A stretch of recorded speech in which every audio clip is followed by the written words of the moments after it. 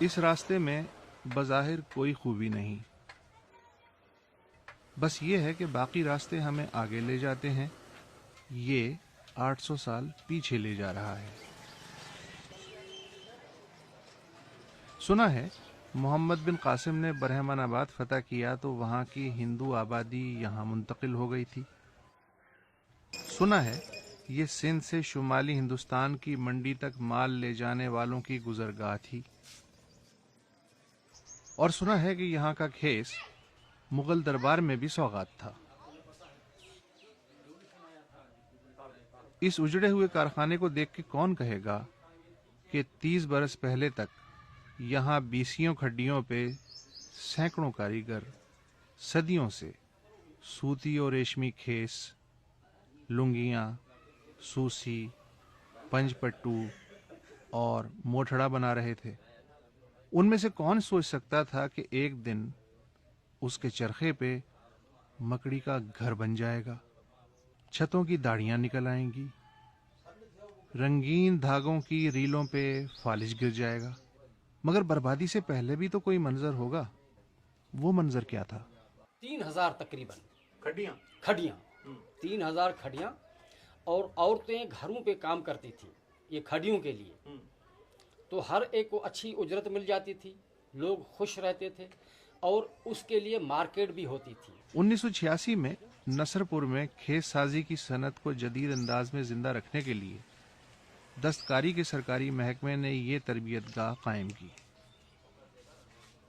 لیکن نااہلی کے زہر نے اس تربیت گاہ کو بھی نوزائیدگی میں مار ڈالا۔ جس نصر پور کے 3 مربع میل میں کھڈیاں ہی کھڈیاں تھیں، اب یہاں بس ایک مقامی کاریگر بچا ہے، لیکن نگاہ کام نہیں کرتی، عمر بھی تو 75 برس ہو چکی ہے۔ لیکن سب کچھ تباہ نہیں ہوا، کچھ خوبصورت اب بھی باقی ہے۔ کہتے ہیں کاشی گری کا فن 800 برس پہلے ایران سے نصر پور آیا۔ ہم جس کارخانے میں ہیں اس کے مالک 400 برس سے کاشی گری میں گم ہیں۔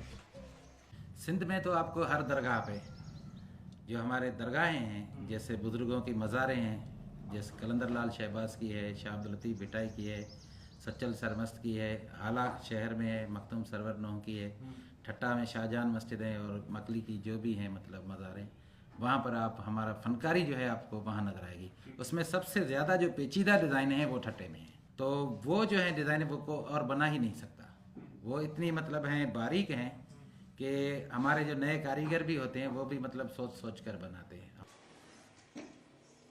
دیکھیے عام سی دریائی مٹی کتنے ہاتھوں اور کیسی گرم بھٹیوں سے گزر کے ایک فن پارہ بنتی ہے، اور کم از کم 80 برس تک نگاہوں کو دمکاتی رہتی ہے۔ مگر وہ جو کہتے ہیں کہ زندگی فری لنچ نہیں ہوتی، نصر پور کے سیدھے سادے کاشی گروں کو بھی قبضہ مافیا کے بھتہ خوروں کا سامنا ہے۔ دریا بہتا تھا 200 سال پہلے نصر پور سے، وہاں کا کنارہ لگ گیا، جام شروع چلا گیا، ادھر بیٹ ہے، ادھر سے لیتے ہیں۔ اس کے اوپر بھی تھوڑا پڈا ہو رہا ہے مٹی کے اوپر، 400 ایکڑ جو 4 ایکڑ مٹی ہے 200 سال سے، کچھ لوگ آئے ہیں آ کے اس کے اوپر مسئلہ کر کے بیٹھے ہیں، قبضہ کر لیا مٹی پہ۔ اگر نصر پور میں کھیس کی صنعت بدقسمت ہے تو کاشی گری خوش قسمت ہے۔ اس خوش قسمتی میں نصر پور کے ceramic training and production centre کا بہت ہاتھ ہے، اور اب یہ سینٹر ایک ایسے نوجوان ڈائریکٹر کے ہاتھ میں ہے جو کوئی اکتایا ہوا بیوروکریٹ نہیں، بلکہ ایسا فنکار ہے جو نصر پور سے لندن کے princess school of traditional arts میں پہنچا، اور پھر اسپین، مراکش اور ایران سے جدید کاشی گری کا خزانہ لوٹ کے گھر لوٹا۔ کسی بھی فیلڈ میں، اسپیشلی ہماری ایسی فیلڈوں میں 3 فیکٹر ہوتے ہیں۔ ایک ہوتا ہے کرافٹ کا فیکٹر ہوتا ہے، ایک ہوتا ہے انڈسٹری کا فیکٹر ہوتا ہے، ایک ہوتا ہے آرٹ انسٹیٹیوشنس کا۔